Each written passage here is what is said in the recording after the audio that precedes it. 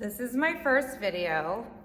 I am just doing it because I am a creator and I just want to talk about being authentic in life and being non-conventional, and that,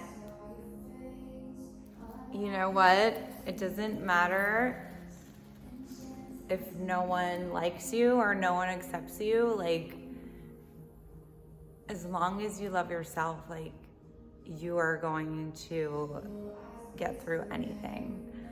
And I am sending this video because I am living proof that the awkward, bullied girl that no one liked and everyone said was a loser,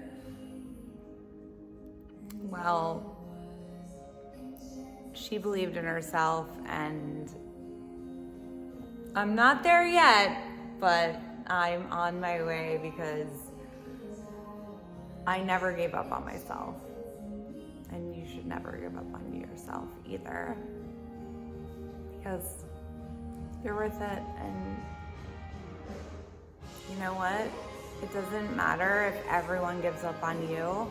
Don't ever give up on yourself.